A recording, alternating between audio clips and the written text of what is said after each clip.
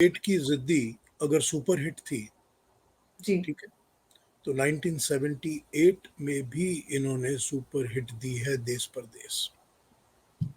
और कोई भी ऐसा कंटेम्प्रेरी है जिसने 30 साल तक हिट्स दिए हों और 30 साल बाद भी हीरो की तरह सुपर हिट दे रहा हो? जहद में ये जेल में भी रहे, यानी इन्होंने ये एक्टिविस्ट थे, पॉलिटिकल एक्टिविस्ट थे ये। जी। और देवानंद जो है वो जब 1999 में वाजपेयी साहब के साथ लाहौर आए थे, हाँ। तो फिर खास तौर पे वो गवर्नमेंट कॉलेज लाहौर गए और वहां जाके वो उन्होंने वो पूरा कॉलेज देखा और जितने कॉलेज के एलुमिनस थे वो वहां पे मौजूद थे उनके इस्तकबाल के लिए। Stands out with this. अब उनकी एक फिल्म थी, उसका नाम था इश्क इश्क इश्क। वो एक सुपर फ्लॉप फिल्म थी। इतना आउटस्टैंडिंग म्यूजिक है उसका, मतलब it is R D Burman की जिंदगी का शायद one of the best music है। इतना अच्छा म्यूजिक है उसका और इतनी अच्छी सिनेमेटोग्राफी है उसकी कि यू विल बी अमेज्ड। अगर आपको अच्छा प्रिंट मिले तो देखिए कभी कि उसको फली मिस्त्री ने कैसे उसको कैरी ऑन किया।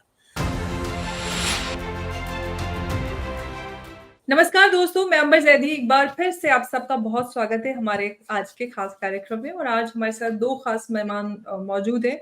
दोनों से हम एक खास मुद्दे पर बात करेंगे। और सबसे पहले पीयूष शर्मा जी, कनाडा से आपका बहुत स्वागत है। और पाकिस्तान से वसीम अल्ताफ साहब, आपका भी बहुत स्वागत है। नमस्कार। बहुत बहुत नमस्कार, सबको प्रणाम, सबको नमस्ते। पीयूष जी, आप क्योंकि वैदिक स्कॉलर होने के साथ साथ आप फिल्म और म्यूजिक पे भी आप टॉक्स करते हैं और बात करते हैं, तो आज हम आपके साथ बात करेंगे देव साहब के बारे में, यानी कि देवानंद, जो कि भारतीय सिनेमा के या एंटरटेनमेंट इंडस्ट्री के मोस्ट सेलिब्रेटेड आर्टिस्ट के तौर पर देखे जाते हैं। देव साहब एक्टिंग हो उनकी या फिर उनकी डायरेक्शन, फिल्म उन्होंने प्रोड्यूस की, बहुत लंबा एक कंट्रीब्यूशन उनका इंडियन सिनेमा में रहा है। सबसे पहले तो किस तरह से देव साहब फिल्मों में आए, अर्ली लाइफ, और किस चीज ने उनको इंस्पायर किया फिल्म इंडस्ट्री ज्वाइन करने के लिए, आपसे अगर जानना चाहें। देवानंद गवर्नमेंट कॉलेज लाहौर में पढ़ते थे, तो ऑब्वियसली लाहौर से थे। लेकिन उनकी जो पेरेंटल जगह है वो गुरदासपुर है, पंजाब में। ओके। और वैसे मेरा गांव भी गुरदासपुर है, तो ये हमारे अंदर कॉमनैलिटी है। और एक कॉमनैलिटी है कि मेरे फादर भी लाहौर में थे और लाहौर में ही पढ़े हुए हैं। तो this is the background that I can So share much in common with Dev Sahab. Common factors. Dev Sahab जो थे वो ही was inspired with, mostly inspired with Ashok Kumar. वो अशोक कुमार के इतने ज्यादा इम्प्रेस थे कि his ideal was Ashok Kumar, who was a hero in the 30s and 40s. And Dev Saab wanted to come to Bombay to try it, so he came to Bombay to try to become a hero. Now, early life में उन्होंने दूसरे jobs भी किए हैं। तो पहले उनको एक सेंसरशिप का जॉब मिला था पोस्टल डिपार्टमेंट में। वो जब वॉर के टाइम में चिट्ठियां आती थी फौजियों की घरों में, तो उनकी वो पढ़ के ओपन करके सेंसर करिया करते थे। तो वो एक उनको काम, because he was his language was English, he was educated in English graduation. तो वो अंग्रेजों को अच्छा लगा कि ये पढ़ लेगा, चिट्ठियां विट्ठियां कर लेगा काम। उसके साथ साथ वो मिलते जुलते थे दोस्तों यारों को, किसी को इधर उधर। तो उसके थ्रू ही किसी से पता चला कि कोई देख रहा है, तो हीरो की तलाश है, तो पहुंच गए वहां पर मिलने के लिए। और वो जिनसे मिले वो पाई साहब, जो उस वक्त ओनर थे उसके स्टूडियोज के, उन्होंने उसको देखा और उन्होंने उसको अप्रूव किया देवानंद को। तो उनको पहली फिल्म मिल गई एज एन एक्टर। वैसे उस पहली फिल्म में जहां उन्होंने एक्टर का काम किया था, उस पहली फिल्म में ही गुरुदत्त जो थे वो उस वक्त के जो डांस डायरेक्टर थे उनके असिस्टेंट थे। तो यहां से उनकी, गुरुदत्त की और देवानंद की दोस्ती स्टार्ट होती है। और दोनों शेयर करते थे अपने रहने की जगह, रिहाइश एक ही थी उनकी। तो this is how they became very good friends. तो देव साहब ने शुरू शुरू में, because he was young and new face and good looking man, और उनके एक चीज थी कि उनकी बिहेवियर एटीट्यूड बहुत अच्छी थी, बहुत प्रोफेशनल थी और बहुत अच्छी थी। किसी से मिसबिहेव नहीं करते थे, कभी किसी से लड़ाई झगड़ा नहीं करते थे, किसी से कोई आर्गुमेंट्स नहीं होती थी उनकी। हीरोइंस के साथ तो बहुत ही डिसेंट बिहेवियर था उनका। तो ये चीज उनके अंदर, मतलब अपब्रिंगिंग कहिए, एजुकेशन कहिए उनकी, तो this was appreciated by all and they liked him. तो इसी के चक्कर में उनको अशोक कुमार ने उनको बहुत पसंद करना शुरू किया। तो अशोक कुमार ने अपनी फिल्म जिद्दी बनाई, तो जिद्दी में उनको हीरो ले लिया कामिनी कौशल को अगेंस्ट में। Ziddi became a super hit and that established Dev Anand as a hero in the industry. उसके साथ साथ ये हुआ कि देवानंद की फिल्में सुरैया के साथ बननी शुरू हुई। अब सुरैया उन दिनों की टॉप बिल्ड हीरोइन थी, नंबर 1। उसका नाम सबसे ऊपर आता था टाइटल्स में, और अगर सुरैया को किसी फिल्म के लिए 1 लाख रुपए मिलते थे तो हीरो को 10,000 मिलते थे। इतना फर्क होता था दोनों की पे में। She was so much top build as a heroine. तो सुरैया को देवानंद अच्छे लगने लगे और देव साहब को भी सुरैया अच्छे लगने लगी, तो दोनों में मोहब्बत हो गई। उस मोहब्बत को एक्सप्लॉइट करके उन दोनों को टीम करके कुछ फिल्में बनी, तो वो फिल्में भी चलनी शुरू हो गई। अब देव साहब को तो ये पता चल गया था कि ये जो मीडियम है, इस मीडियम को कंट्रोल करने के लिए you need to become a producer और डायरेक्टर योरसेल्फ। तो देव साहब ने, अब उनके बड़े भाई ने, चेतन आनंद ने, जो बॉम्बे उनके साथ या उनके 1 साल 2 साल पहले ही आ गए थे, उन्होंने एक फिल्म बनाई थी नीचा नगर। तो नीचा नगर जो थी वो इंडिया की पहली फिल्म है जो कैन फिल्म फेस्टिवल में एंटर हुई थी और गोल्ड मेडल जीता था। तो चेतन आनंद की बहुत ज्यादा उस वक्त, क्या कहा जाए उसको, प्रेज होने लगी थी, अप्रिसिएशन होने लगी थी। चेतन आनंद जो थे वो क्योंकि लंदन से एजुकेशन करके आए थे, तो वो भी बहुत ज्यादा पॉलिश्ड और एजुकेटेड थे, तो उनकी बहुत कदर थी। और वो, अब जैसे मेरे मेरे वालिद थे, ये पढ़ते लिखते तो सब उर्दू ही थे, मेरे फादर भी उर्दू ही पढ़ते थे, तो ये उर्दू और इंग्लिश इनकी मेन लैंग्वेज हुआ करती थी, और वो इंडस्ट्री की लैंग्वेज उस वक्त उर्दू ही थी, तो हिंदी में तो कुछ चलता नहीं था उन दिनों। तो ये बहुत अप्रिशिएटेड लोग थे, तो उसके कारण इन्होंने क्या किया कि ये सोचा कि हम भाई मिलकर एक अपनी प्रोडक्शन कंपनी स्टार्ट करते हैं। तो 1950 में इन्होंने नवकेतन नाम की प्रोडक्शन कंपनी शुरू की। तो अब ये दूसरों की फिल्मों में भी एक्ट कर रहे थे और अपनी फिल्में भी प्रोड्यूस कर रहे थे और उसमें भी काम कर रहे थे। तो एक फिल्म उन्होंने अपने भाई को दी, चेतनानंद को डायरेक्ट करने के लिए, जिसमें हीरोइन सुरैया थी। तो अफसर नाम की फिल्म थी। तो वो फिल्म कोई चली नहीं ज़्यादा, मगर गाने बहुत चले, फिल्म चली नहीं। और जैसे नैन दीवाने, पता नहीं आपने कभी सुना है कि नहीं सुना, तो सुरैया के गाने बहुत अच्छे हैं उसके, और फिल्म उतनी चली नहीं। और उसके साथ साथ इन्होंने क्या किया कि दूसरी फिल्म जो उन्होंने प्रॉमिस किया था, गुरुदत्त को कहा कि तुम डायरेक्ट करो।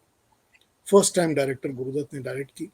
उसमें बलराज साहनी स्क्रिप्ट राइटिंग कर रहे थे, जोरा सहगल डांस डायरेक्टर थी, साहिर लुधियानी को पहली बार फिल्म मिली थी, तो बर्मन साहब के साथ साहिर लुधियानवी ने काम किया और ये सारी टीम ने मिलकर फिल्म बनाई। बाजी उसका नाम था, मैसिव हिट हुई, सुपर हिट। उसको आप आइकॉनिक फिल्म कह सकते हैं, क्योंकि उस फिल्म के स्टाइल को, उसके टाइप्स को कॉपी करके आज तक फिल्में बन रही हैं। तो यहाँ से देवानंद जो है वो एस्टैब्लिश हो गए as a leading star and a hero. और दूसरी चीज उनकी ये एस्टैब्लिश होगी कि उनकी जो फिल्म्स हैं, उनकी फिल्म्स गाने आउटस्टैंडिंग होने हैं। ये एक का लैंडमार्क बन गया जी। अच्छा, मैं एक दो चीजें ऐड करना चाहूंगा इसमें। देवानंद जो थे वो ओरिजिनली रहने वाले थे, एक कस्बा है गुरदासपुर के पास, घरोटा, वहां के। और घरोटा और गुरदासपुर जो थे, पार्टीशन से पहले ये तहसील शकरगढ़ का हिस्सा थे, जो कि अब पाकिस्तान में है। और देवानंद की 2 बहनें जो थी वो लाहौर में ब्याही हुई थी। उनमें से एक अदाकार शेखर कपूर की वालदा थी। और इनके जो ब्रदर इन लॉ थे, इनके जो बहनोई, दोनों बहनोई जो थे, ब्रदर्स इन लॉ, ये बकायदा ये जो एक आज़ादी की जिद्दोजहद में ये जेल में भी रहे। यानी इन्होंने, ये एक्टिविस्ट थे, पॉलिटिकल एक्टिविस्ट थे ये। और देवानंद जो है वो जब 1999 में वाजपेयी साहब के साथ लाहौर आए थे, हाँ। तो फिर खास तौर पे वो गवर्नमेंट कॉलेज लाहौर गए और वहां जाके वो उन्होंने वो पूरा कॉलेज देखा, और जितने कॉलेज के एलुमिनस थे वो वहां पे मौजूद थे उनके इस्तकबाल के लिए। तो वो जो लाइब्रेरियन है उस कॉलेज का, वो उसने एक इंटरव्यू में बताया, उसने कहा जी कि वो कॉलेज का एक अटेंडेंट था, वो मेरे पास आया और मुझे कहता है कि सर वो एक बंदा ऊपर की मंजिल पे वो खड़ा हुआ है और वो रो रहा है। तो मैंने कहा यार ये कौन बंदा है? तो मैं भागता हुआ सीढ़ियां चढ़ के ऊपर गया, तो क्या देखता हूँ कि वहां पे देवानंद खड़े थे और वो रो रहे थे वहां पे खड़े होके, यानी वो पुरानी यादें, पुराना पुरानी याद। कर रहे थे वो। जी, तो ये इन्होंने 43-44 में ये थे वहां पे, यही दौर था। क्यों सर? 43-44 में फिर ये उसके बाद बॉम्बे चले गए थे। फिर बॉम्बे में पहली फिल्म की हम एक हैं थी, बिल्कुल 46 इन्होंने 46 में वो पहली फिल्म जिसमें इन्होंने काम किया। हम एक हैं। ये नेशनल जो एक नेशनलिज्म के ऊपर थी वो फिल्म, हम एक हैं। जी सर, आप कंटिन्यू कीजिए।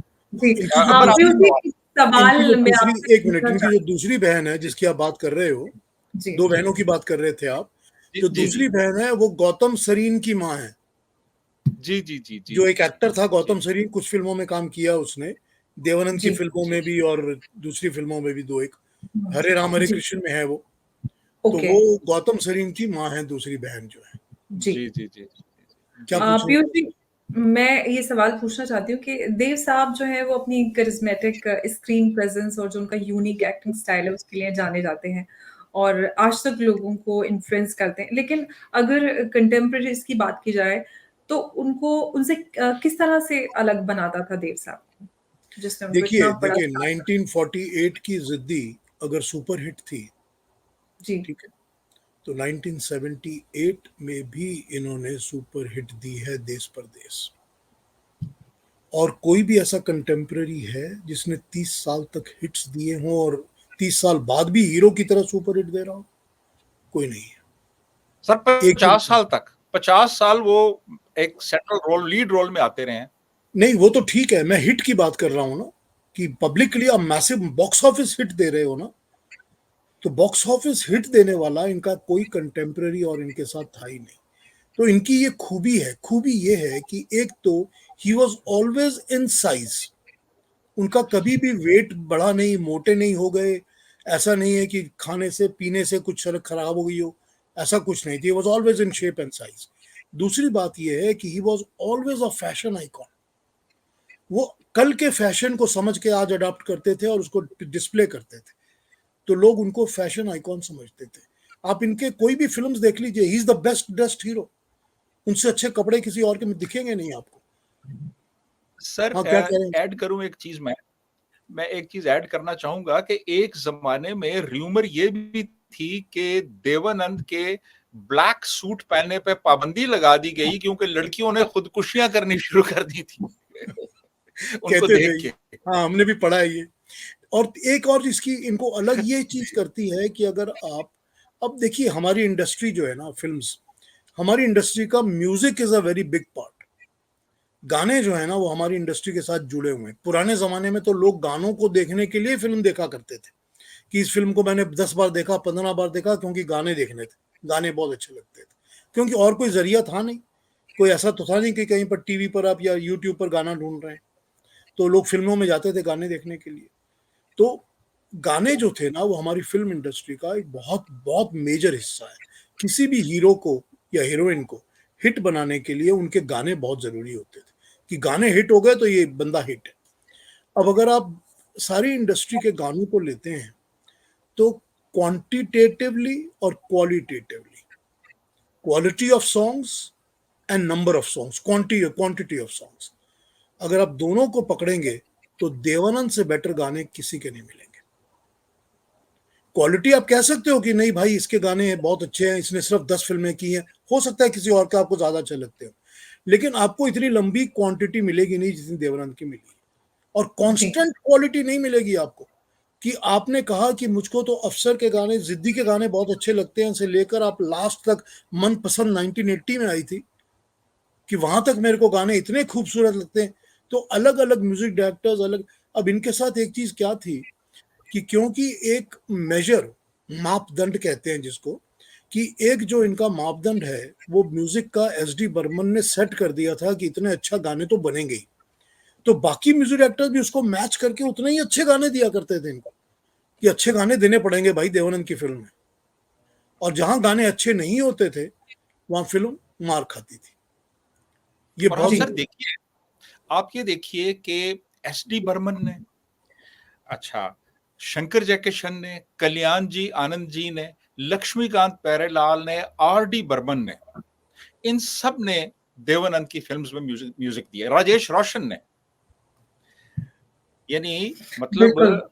इतनी आपको वैरायटी या डाइवर्सिटी नहीं मिलेगी किसी और हीरो में। और That's what I सबने, told you. Even even Madan Mohan absolutely. Sir, even Madan Mohan और जयदेव, हाँ बिल्कुल मदन मोहन और जयदेव बिल्कुल जी। जी। बिल्कुल, यही मैं कह रहा पीयूष हूँ।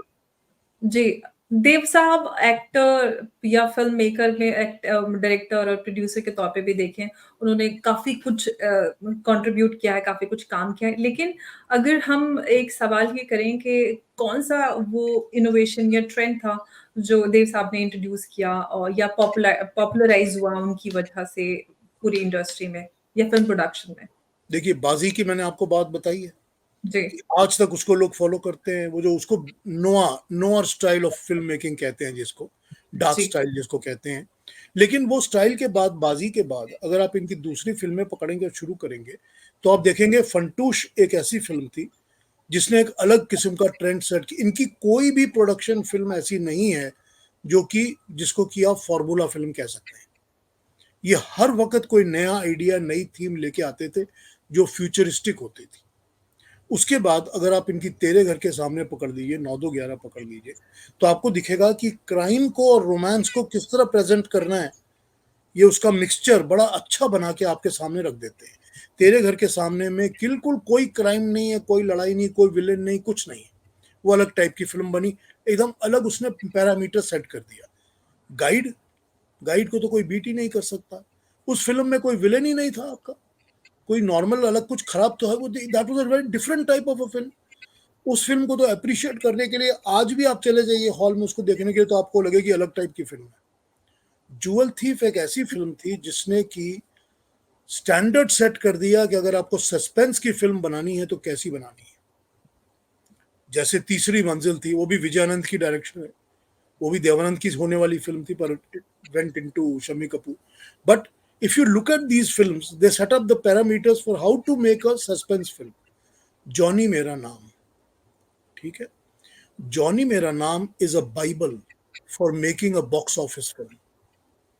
उसके ऊपर 100 से ज्यादा फिल्मों ने उनको कॉपी किया है कि कैसे उसको कॉपी किया है। वो आपको बताती है कि बॉक्स ऑफिस की फिल्म को क्या कैसे होना चाहिए, and nobody can make that sort of a climax and those type of films that Vijayanand has made. तो देवानंद हर बार अपने आप को एक नए आइडिया के साथ लेकर आते थे कि इस films were always different and they were always copied and awed by others. So that was what he was setting out and giving out to the industry. तो म्यूजिक के अलावा उनकी फिल्म की थीम्स, डायरेक्शन, सब्जेक्ट, सिनेमेटोग्राफी उनकी number 1 होती थी। उनका music number 1 होता और था। सर जितनी डाइवर्सिटी, हाँ बिल्कुल, जितनी बिल्कुल, डाइवर्सिटी उनकी फिल्मों में है। और ओह!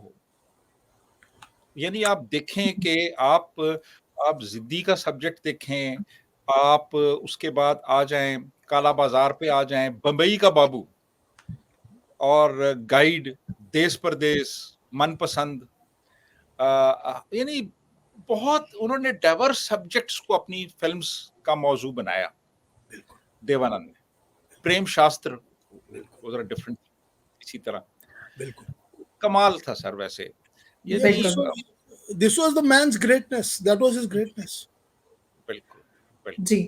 पीयूष जी, अगर देव साहब की जो एंड्योरिंग लेगेसी है इन इंडियन सिनेमा, उसकी बात की जाए तो वो कैसे जो आज की यंग जनरेशन के फ़िल्म मेकर, एक्टर्स हैं उसको किस तरह से इन्फ्लुएंस करती है या उसको किस तरह से यादगार बनाती है? आपको एक बात बताता हूँ। एक इंटरव्यू जी, पढ़ा था मैंने कुछ साल पहले कमल हासन का। कमल हासन जो साउथ के एक्टर हैं, जी, हमारे काफ़ी फेमस, और नाम उनका अच्छा नाम है। उनका एक इंटरव्यू पढ़ा था। तो वो इंटरव्यू में कहते हैं कि कोई भी ऐसा इंडियन स्क्रीन का एक्टर नहीं है जो कि रोमांटिक गाना गा रहा हो और वो देवानंद को कॉपी ना करे। वो कहता है ये हो ही नहीं सकता कि मैं कोई चीज रोमांटिकली गाना प्रेजेंट कर रहा हूँ स्क्रीन के ऊपर, तो कहीं ना कहीं मेरे अंदर देवानंद आ ही जाएगा, मुझको करना ही पड़ेगा। ये कमल हासन ने कहा था। फिर यही बात ऋषि कपूर ने कही कि हम लोग सब उनको कॉपी करते हैं। अच्छा, अब मैं आपको एक सरप्राइज बताता हूँ। एक फिल्म है जिसमें डैनी डेंजोंगपा हीरो बना है, ठीक है, एक फिल्म। उस फिल्म का नाम है अभी तो जी लें। फिल्म तो अभी तो फ्लॉप, जी लें। हाँ अभी तो जी लें, फिल्म तो फ्लॉप अभी थी। अभी तो जी हाँ, उस फिल्म की हीरोइन अभी थी, तो जी लें। हाँ फिल्म थी जया भादुरी। उसका आपको गाना मिल जाएगा यूट्यूब के ऊपर। गाना है तू लाली है सवेरे वाली, गगन रंग दे तू मेरे मन का। ये मेरे ख्याल से किशोर और लता का ही है। तो ये गाना आपको मिल जाएगा यूट्यूब का, इस गाने को देखिए आप। अब इस गाने में एक टुकड़ा है बीच में, पहले अंतरे के बाद का सेकंड अंतरा जो है उसमें एक टुकड़ा है जहां पर डैनी डेंजोंगपा ने एक ब्लू रंग का स्वेट ऊपर पहना हुआ है, अपना पोलो नेक, और नीचे पैंट्स है, और चल के आ रहे हैं। अरे आप देख के कहेंगे कि देवानंद चल रहा है। अब डैनी डेंजोंगपा भी गाना गाते हुए देवानंद को कॉपी करता है। Devanand has Devanand is an inspirational spirit to every single actor that has been romantic on screen. ये है ही है। जब हम लोग छोटे थे, यंग थे, स्टूडेंट्स थे, तो हम ये समझते थे कि फिल्मों के अंदर गाना गाने के जो हीरोज के ट्रेंड्स हैं, उसको या तो शम्मी कपूर को सब कॉपी करते हैं या फिर देवानंद को करते हैं। पर वो शम्मी कपूर के स्टाइल को कॉपी करना थोड़ा मुश्किल था, क्योंकि सब तो उस तरह छलांग लगा नहीं सकते थे, उस तरह से एब्सोल्युटली। ले नहीं पाते थे। बट देवानंद शम्मी को जी। अगर करते थे सब। सर शम्मी कपूर काफी इंस्पायर्ड था एल्विस प्रेस्ले से, जी, और उसकी बहुत सी जो मूवमेंट्स होती थी और जो उसका स्टाइल था वो काफी उससे इंस्पायर्ड था एल्विस लेकिन से। जी। आपको ये बताऊं कि शम्मी कपूर कॉपी नहीं करते थे। शम्मी कपूर के अंदर जो भी था वो नेचुरल था। उनको ये पता नहीं होता था कि जब म्यूजिक बजेगा और मैं शॉट दूंगा तो मैं क्या मूवमेंट्स करूंगा। वो जो मूवमेंट करते थे वो नेचुरली आती थी, वो करते थे, वो हो जाती थी। आप कहो कि दोबारा करो, दोबारा दूसरी हो जाएंगी, क्योंकि उनके अंदर ओके। नेचुरल था। जी। ये दिस इज पीयूष जी, हाँ जी। जी, अगर देव साहब के बारे में बात करें, उनके लाइक करियर या लाइफ को लेकर जो कौन से ऐसे लेसर नोन एस्पेक्ट हैं जो आपको सिग्निफिकेंट लगते हैं? लेसर नोन तो बड़ा मुश्किल है, because he is so popular and people know everything has been written and about him and talked about him. तो ये तो बहुत मुश्किल है कि लेसर नोन कुछ बताया जाए।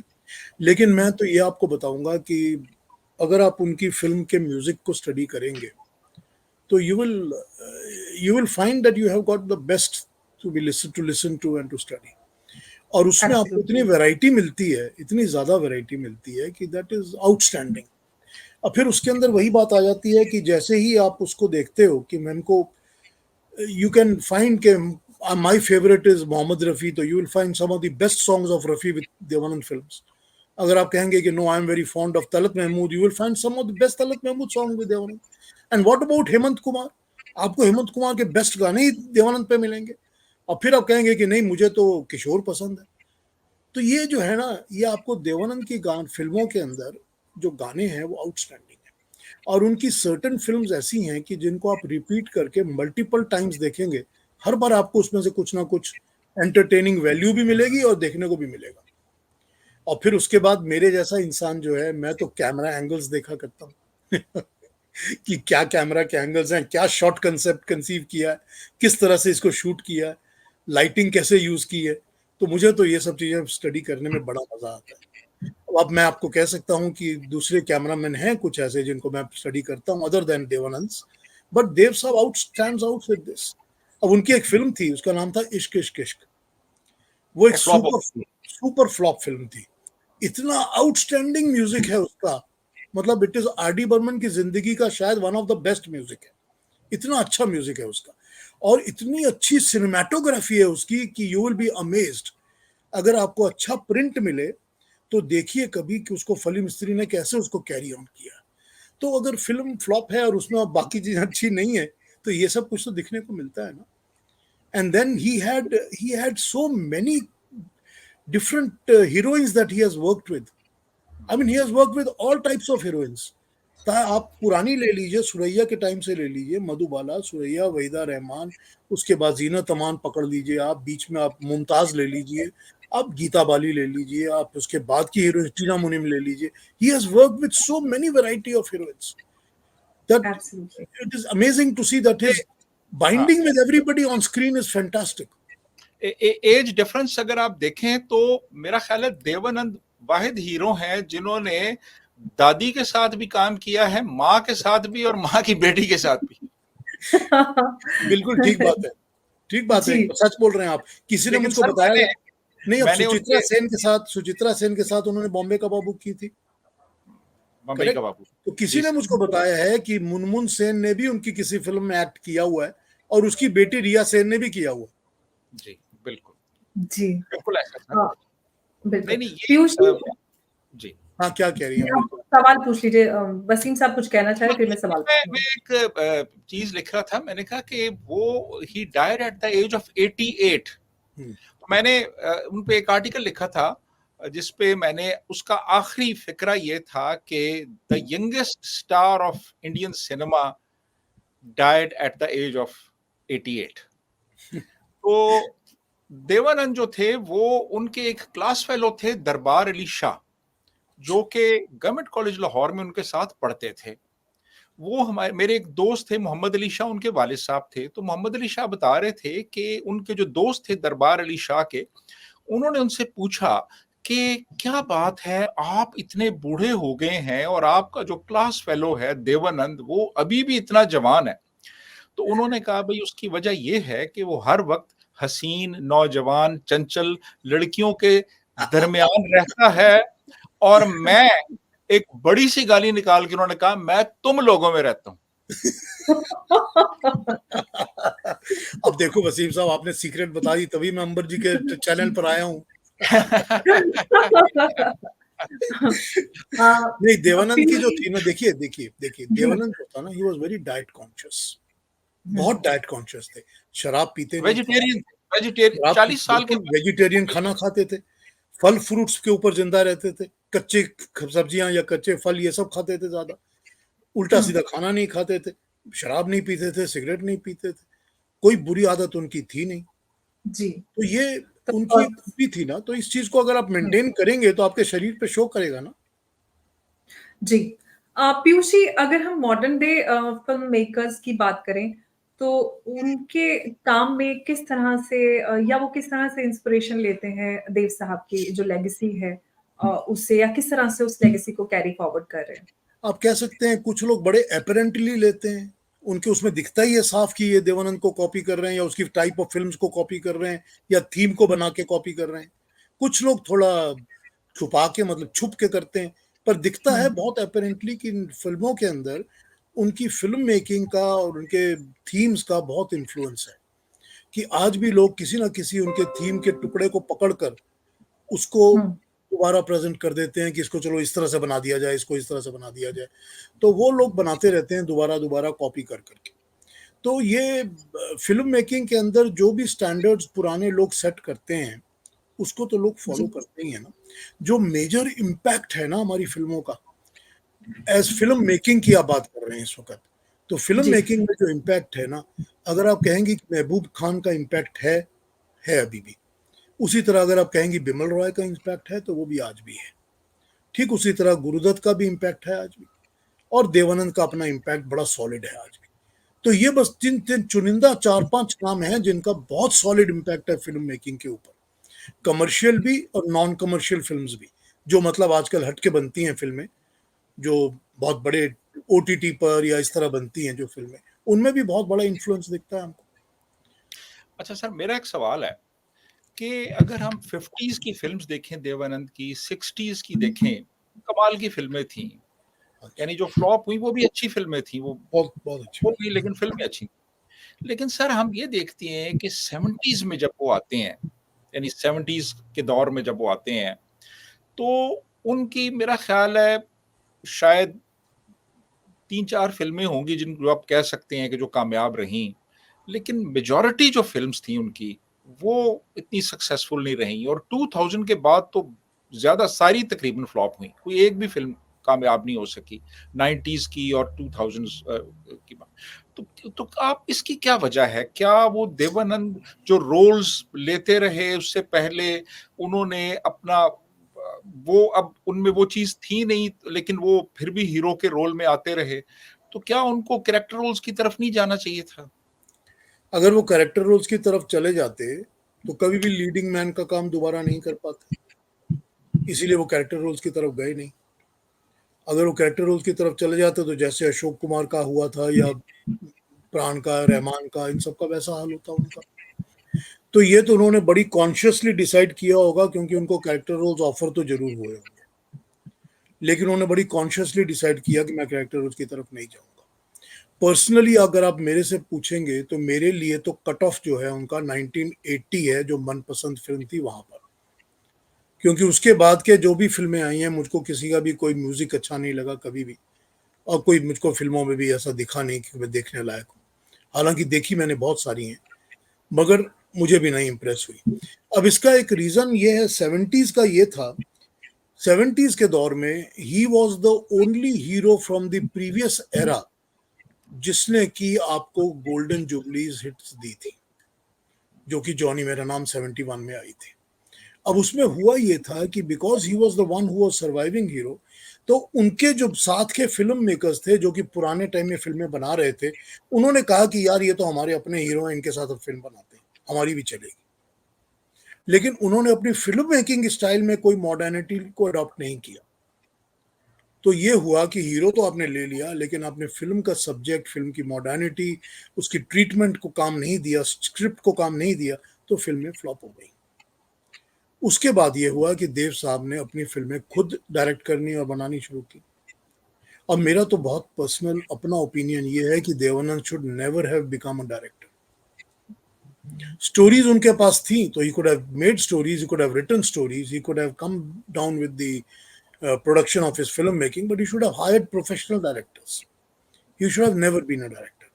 तो अगर वो ना डायरेक्शन देते तो हमको बेटर फिल्में मिलती। और इसमें तो कोई डाउट नहीं है कि उनके घर में ही सबसे अच्छा डायरेक्टर इंडस्ट्री का नंबर 1 था, विजयानंद। विजय उससे बड़ा तो कोई डायरेक्टर ही नहीं था, तो अपने भाई को ही दे देते डायरेक्ट करने के लिए सारी फिल्में, तो बेटर हो जाता काम बहुत। तो I think this was the cause and reason why the film, his concepts were very nice. उनके स्टोरी कॉन्सेप्ट और जो फिल्म के डिजाइन तो बहुत अच्छा होता था, फ्यूचरिस्टिक होता था, जो किसी के दिमाग में नहीं आता था। लेकिन his direction and treatment was never good. तो this was why the films flopped. People wanted to see a different type of treatment and direction than, अब आप एक बार हरे राम हरे कृष्ण बनाएंगे और वो हिट हो जाएगी, तो 2 और 3 बार बनाओगे तो नहीं ना हिट होगी ना। एब्सोल्युटली। बस यही होता गया उनका।